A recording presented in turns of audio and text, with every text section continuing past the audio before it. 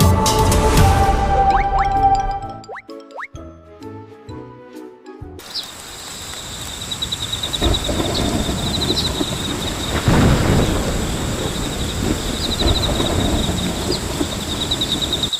यह वो रात थी जब एक गरीब के ढाबे पर एक फैसला हुआ जो 3 बहनों की जिंदगी हमेशा के लिए बदल देगा। लेकिन सवाल यह है, क्या भगवान ने सच में देखा?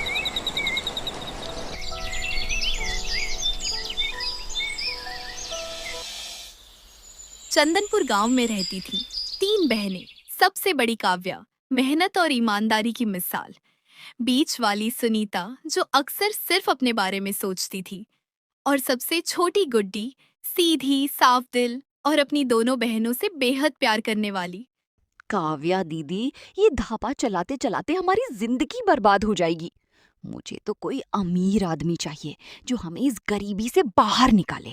उनकी दुनिया थी एक छोटा सा ढाबा, माँ का ढाबा, वही ढाबा जो उनकी माँ की आखिरी निशानी था। सुनीता, अपने हाथों की मेहनत से जो रोटी मिलती है ना, वो अमीर के खाने से ज्यादा मीठी होती है। ये ढाबा हमारी माँ की याद है। मैं इसे कभी बंद नहीं होने दूंगी। हर सुबह काव्या और गुड्डी पूरे मन से चाय और समोसे बनाती थीं। गांव वाले वहां सिर्फ खाने नहीं आते थे, बल्कि अपनापन महसूस करने आते थे। दीदी सही कह रही हैं। सुनीता दीदी, आज समोसे बना ले। सुबह सुबह खुशबू आएगी तो गांव वाले खुद ही आ जाएंगी। लेकिन सुनीता के सपने कुछ और थे। उसे मेहनत नहीं, शॉर्टकट चाहिए था।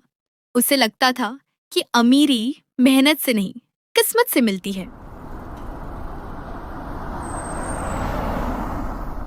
ये तो गांव का सबसे अमीर सेठ विक्रम है। अगर ये मुझे पसंद कर ले तो मेरी तो लॉटरी लग जाए। लेकिन एक दिन उनकी जिंदगी में एक तूफान आ गया। हरिदास सेठ, एक लालची आदमी जो उस जमीन पर कब्जा करना चाहता था जहां माँ का ढाबा खड़ा था।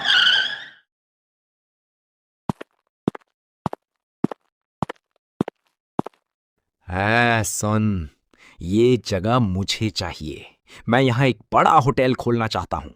3 दिन में ये ढाबा खाली कर दो। सेठ जी, ये ढाबा हमारी माँ की निशानी है। हम यहाँ से नहीं जाएंगे।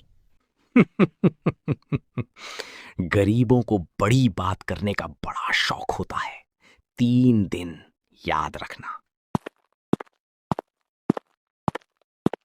सेठ जी, मैं काव्या दीदी को मना लूंगी, लेकिन इसके बदले मुझे आप अपने होटल में मैनेजर की नौकरी देना।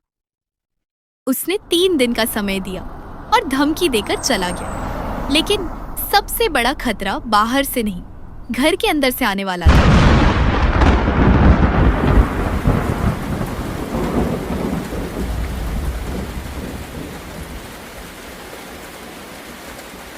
उस रात बारिश बहुत तेज थी। आसमान गरज रहा था, सड़कें सुनसान थीं और तभी ढाबे के दरवाजे पर एक भीगा हुआ बुजुर्ग पहुंचा, भूखा, थका हुआ और बेबस। बेटी, बहुत भारी बारिश है। क्या मुझे थोड़ी सी चाय और रोटी मिल सकती है? बड़ी देर से कुछ नहीं खाया। बाबा जी, ढाबा बंद हो गया, कल आना, अभी नहीं। सुनीता, ये क्या कर रही हो? आओ बाबा जी, अंदर आओ। बारिश में कोई भी भूखा नहीं जाएगा जब तक ये ढाबा है। जहां एक तरफ उसे मना कर दिया गया, वहीं दूसरी तरफ काव्या ने उसे सम्मान दिया। गरम चाय दी, गरम समोसे दिए और सबसे बढ़कर इंसानियत दी। शायद उसे खुद भी नहीं पता था कि उस रात कोई उसे परख रहा था। दीदी, माँ आज बहुत खुश होंगी ऊपर से देखकर।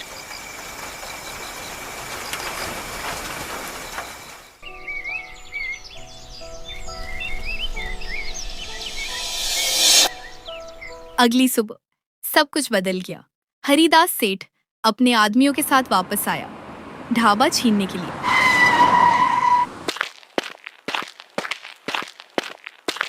समय खत्म। अभी इस ढाबे को खाली करो। दीदी, मैं डर रही हूँ। और तभी एक ऐसा सच सामने आया जिसने सबको हैरान कर दिया। सेठ जी, मैं तैयार हूँ। काव्या दीदी को मैं संभाल लूंगी। सुनीता, तूने ये क्या सुनीता अपनी ही बहनों के खिलाफ खड़ी हो गई। पैसों और लालच के लिए उसने रिश्तों को दांव पर लगा दिया, लेकिन सच्चाई को ज्यादा देर तक छुपाया नहीं जा सकता। हरिदास सेठ, रुको। कल रात मैंने ये ढाबा देखा। एक गरीब लड़की ने बारिश में एक बुजुर्ग को रोटी और चाय दी, बिना एक पैसा लिए, जबकि उसका अपना ढाबा खत्म होने की नौबत थी। हाँ प्रधान जी, काव्या बेटी ने हमेशा गांव के गरीबों को खाना दिया है। इस ढाबे की चाय और समोसे खाए बिना हमारा दिन शुरू नहीं होता। सेठ जी, गांव की जमीन पर कब्जा करने से पहले गांव वालों से पूछना पड़ता है।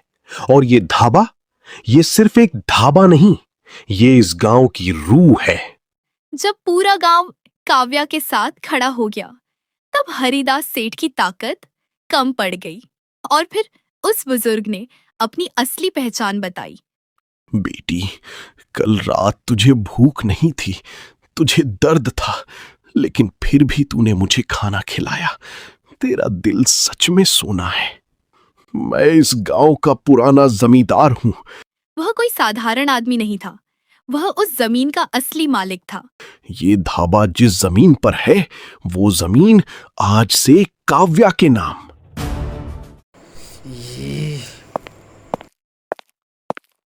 उसने देखा था कि किसके दिल में लालच है और किसके दिल में इंसानियत, और उसी पल काव्या की ईमानदारी का फल उसे मिल गया। दीदी, मैं बहुत गलत थी। मैंने अपनी ही बहन के साथ धोखा किया। मुझे माफ कर दो। सुनीता, तूने गलती की, लेकिन तूने मान लिया। यही तेरी असली ताकत है।